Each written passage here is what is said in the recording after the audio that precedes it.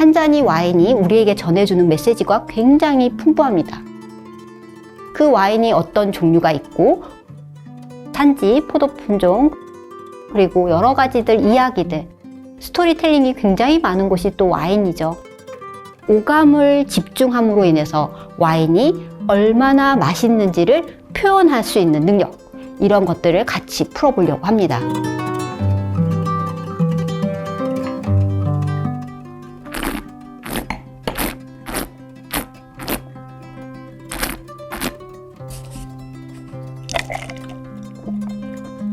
한 모금을 물고 공기를 흡입한다라고 했어요. 이 흡입을 하면 소리가 안 날 수가 없습니다. 전문 테스터들은 와인을 감별할 때 반드시 이 소리를 내야만 입안에서 훨씬 더 풍부한 향을 느낄 수가 있습니다. 이렇게 3단계를 거쳐서 여러분들이 입안에서 느껴지는 미각을 평가할 수가 있습니다. 풍미를 얘기할 때는 맛과 향을 입안에서 함께 느껴져야 돼요.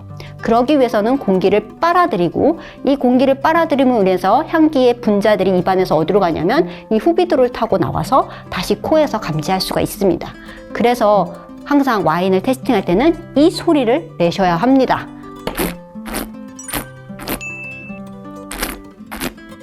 미각에서는 도대체 무슨 맛을 찾아야 될까? 흔히 오미라고 표현합니다. 짠맛, 단맛, 신맛, 쓴맛, 감칠맛이라고 하죠. 이 감칠맛은 일본에서 찾아낸 우마미 맛이라고도 합니다.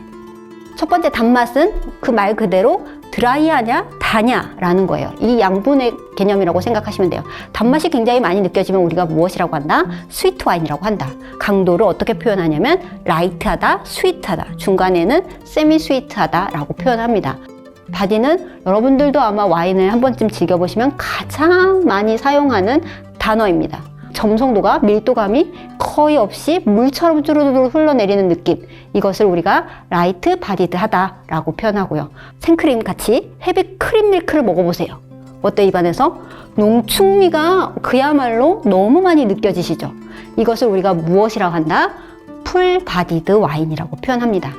타닌은 굉장히 중요합니다. 레드 와인에서 특히 타닌을 가장 많이 언급을 하는데요.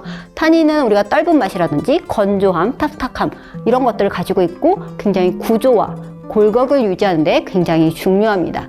포도의 씨나 껍질에서 주로 추출되고, 또는 숙성 과정에서 오크에서 숙성을 하면서도 찾아낼 수 있는 것이 바로 이 타닌 성분이라고 할 수가 있습니다. 덜 익은 감을 먹었을 때 어때요?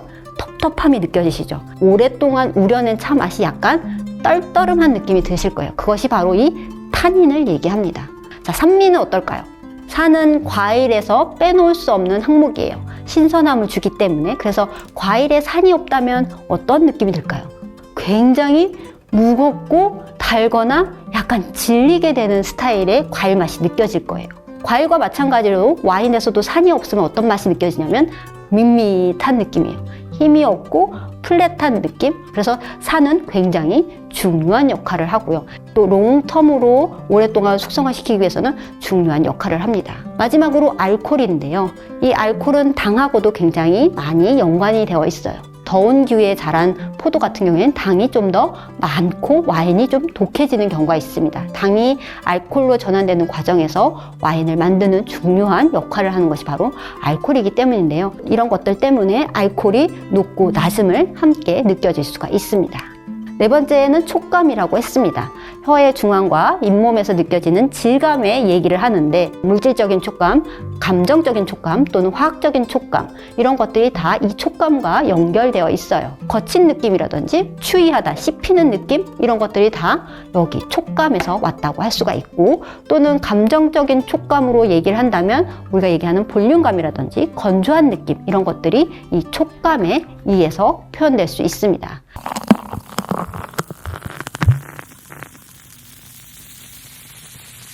맛있는 와인을 즐기기 위해서는 와인의 소리도 귀 기울여 보시는 것이 좋습니다. 와인 따르는 소리라든지 기포가 뽀글뽀글 올라오는 그런 소리들이 다 이 청각의 감각기관이라고 할 수가 있습니다. 맛에는 굉장히 경험도 포함된다는 거 잊지 마시고요. 모든 와인은 각자의 개성과 입맛에 따라서 맛이 다를 수가 있지 맛이 있고 없고는 없습니다. 나와의 궁합이 안 맞을 뿐이지 맛없는 와인은 없다라는 거 꼭 기억해 주시기 바랍니다. 그래서 와인을 표현하실 때는 형용사를 많이 쓰실 때 단 부정적인 단어보다는 긍정적인 표현을 많이 해주시는 것이 좋습니다.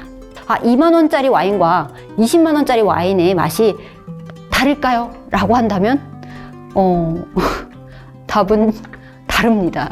단순하게 만드는 사람의 정성만 들어간 것이 아니라 다른 부수적인 것들이 굉장히 많이 들어가 있어요. 즉 포도밭에도 영향을 줄 수가 있고 노동력도 있을 것 같고 와인 양조 기술도 들어가고 투자 비용도 들어가고 사실 비싼 와인은 맛있을 수밖에 없습니다. 무엇보다도 중요한 건 내 입맛이 절대적이지 않다.